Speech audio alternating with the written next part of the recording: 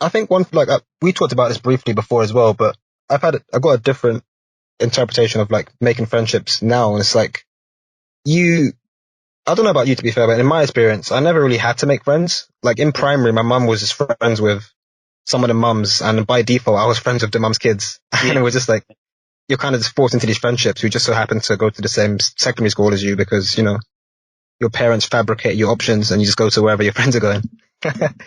I think uni was the first time for me that I really had to think about like, oh shit, how do I, you know, what do people like? What's the difference between like an acquaintance and an actual friend, and all these nuances to human interaction that you don't, or at least I never really learned in school. Yeah. I feel like having, like, I don't want to say there's a good side to being like a, you know, working class and minority and stuff, but having that sort, as you said, like camaraderie and having people that are, you know, from different sides of London, different parts of the country, different parts of the world, but have similar experiences. For sure. It's such a cool thing to just, like, to have. In school, because obviously you go with people that you know to your secondary school, and plus, like, obviously you knowing people is an entry point A for the social side of your school life, right? And plus, like, even when you go to a secondary school, you're still within like your borough, you're still within like your bubble of the kinds of people that you'll meet.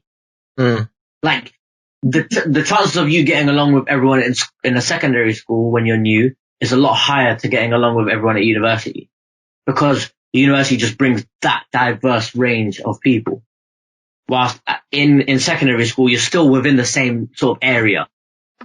So you still end up meeting the similar kinds of people to you, just that they went to a different primary school. Whilst at university, like, I came alone from my area. No one from my school came to Bristol, so I had to make friends. So I kind of had to force myself, I keep saying force myself, but I kind of had to like socialize, otherwise I would have just hated it. But like, I know for a fact that like a few of my friends who went to the same university, they like clung together. And because they clung together, they didn't really expand their horizons in terms of the types of people that they could meet. So they end up just sticking to the same circle and not really finding new friends. So like in a way, I guess like coming alone is an advantage, but that just does require like that desire to want to make new friends as well. I see that a lot of people that went to uni at home, like they just stayed at home. Like you see I don't want to say develop less, but there's just some social cues that a lot of my friends that stayed home aren't aware of.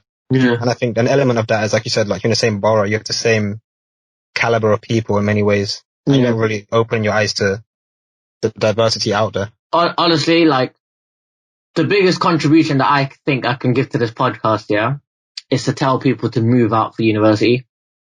Like, the people that my friends that went to university in London, they just ended up treating it like not even a school, but like an institution that they just have to tap in and tap out in. Because they just go, like, for example, if their university is in North London and they live in South London, they have to just go for their lectures, and the lectures would finish by like, 12 o'clock, 1 o'clock. It's too early to socialize with anyone, so they ended up just going all the way back home, and they don't really meet people, so they don't get invited back out. And even if they do get invited back out, like, it's just too far away.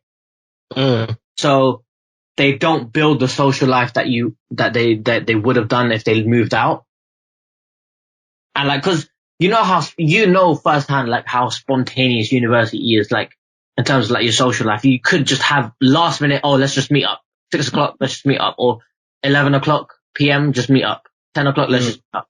FIFA tournament, or let's watch a movie, or let's go out to eat. Some random shit like that you just can't get involved in as much if you live at home.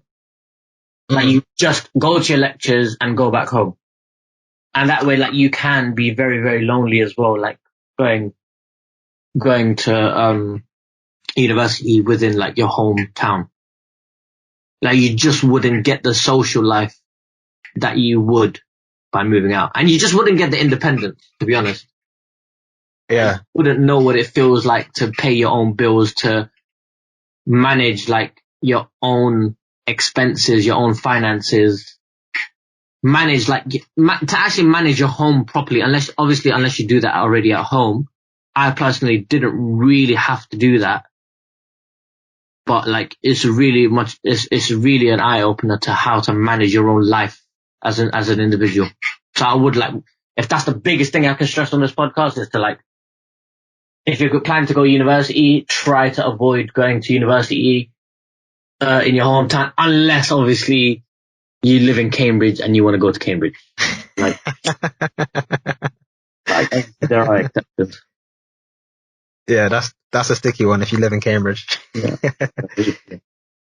I hear that though, because it kind of ties back a little bit to what I said before about societies and having to pay for stuff. Like, there's no way to get that, financial education or like independence, as you said, without, throwing yourself at it and having to actually figure out yourself. Because you're not taught these things in school. Mm.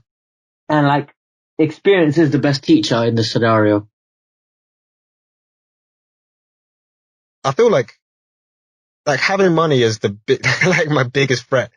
Because whenever I'm poor, if I have like £20 left to last me a month, I'll come up with the best deals. Like, I'll budget everything perfectly. If I've got a week left to do this coursework, I'll allocate time the best way. But whenever you have like the resources available to you, and I think at home you have that in abundance where your parents literally do everything. It's like, there's literally, not only is there no way to learn, but there's no urgency either. Because you're just like, why would you bother? Yeah, it's true. Like, but that goes to show like how when you've got very little, you have to make the most out of it.